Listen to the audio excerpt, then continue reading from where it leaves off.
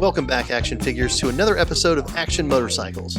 Yes, this is the Honda Motocompacto. Yes, we are going to see it in action, but first, let's talk about why. Why does this exist? Why am I making this video, and why should you care? Well, the TLDR is, the Motocompacto is fun. It just is.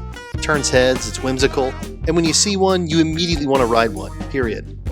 There's a lot of hate online, on YouTube, whatever, about the Motocompacto being pointless or dumb, but it's just plain fun, even if it is, for the most part, pretty impractical. Most of the videos about this thing are just people riding in parking lots or on a product launch closed course, and then there's Ryan F9's sublime Mr. Bean video driving home the point that Fortnite thinks this thing is a punchline. You might have heard me say in my previous videos, my biggest goal is adding value to you as the viewer, so we're going to give some additional insights into this two-wheeled tote bag beyond what most of the other videos seem to cover. To that end, we're here at the Woodlands Waterway, a beautifully developed area with a work-live-play vibe, to see if there really is a reason to have one of these things other than just because. We'll ride it around, push its limits a bit, and then actually use it to ride across the street and get coffee before heading home on some sidewalks and paths. So without further ado, let's get into it with the Motocompacto.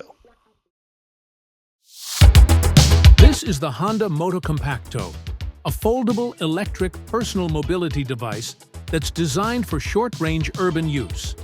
It folds up like a suitcase, weighs just over 40 pounds, and has a top speed of 15 miles per hour. It plugs into a standard AC outlet and charges fully in about 3 hours.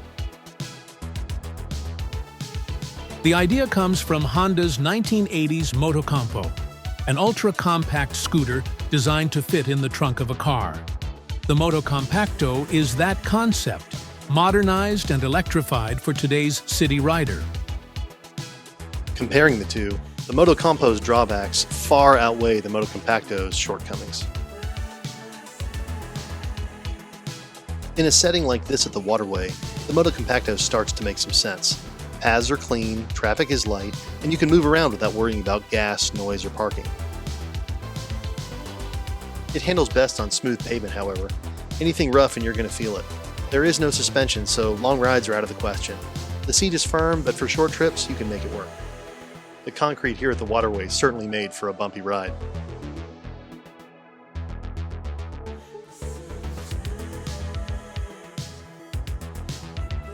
Also, it may be able to hit up to 15 miles an hour, but going uphill it does tend to struggle a bit and needs some bipedal support.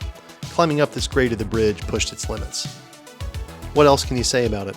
There's storage when it's unfolded for a laptop or maybe a pressed panini, and I was able to find the only angle available to mount a quad lock and still be able to fold the Motocompacto up properly.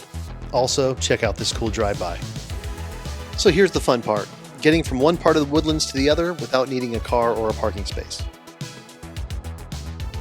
Ride with me as we leave the Waterway and head over to Market Street for some coffee. By the way, you may be wondering why I'm in full gear for this ride. You can't make a video like this without doing everything you possibly can to reduce wind resistance and look as fast as possible. Besides, you never know when an impromptu group ride is going to break out.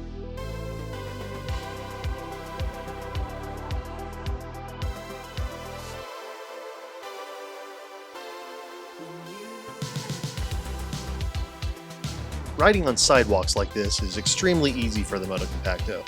It's easy to stop and easy to maneuver, so this is what it's made for. The Motocompacto is definitely an attention getter. Most people haven't even heard of it, let alone seen one in the wild yet. When you get yours, expect lots of interest, comments, and questions.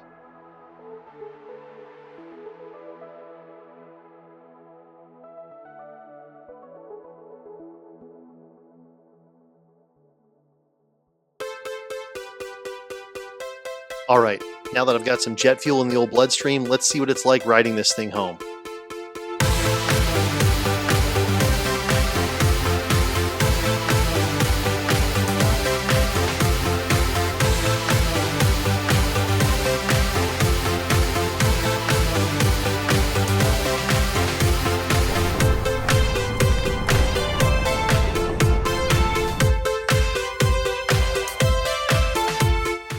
To sum it up, the Motocompacto did an adequate job transporting me around the waterway into Market Street for coffee. However, a solid e-bike with some side bags and suspension would really have done just as good, if not better. Riding around was absolutely a blast, however, even if the novelty factor was what helped overcome the shortcomings of the machine. So is there actually a time or place when this makes sense? The answer must be travel. The Motocompacto's value must be derived from doing all it can do and be transportable, an excuse to bring two wheels with you when you otherwise couldn't. But it's hard to evaluate a travel scenario when you're dealing with this in your own hometown. So what do? That means this evaluation is getting a continuation and a surprise part 2. We're going to take the Motocompacto on the road and find out what fun can be had when this thing really is ported around the country. In the meantime, what do you think about the Motocompacto? Do you want one? When or where should we use it, and what other tests should we put it through? Thanks again for watching this video. I hoped it showed you a part of moto culture that you may not have been privy to previously.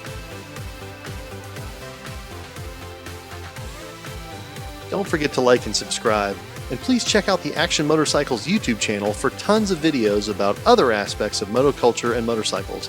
And, as always, keep looking for action.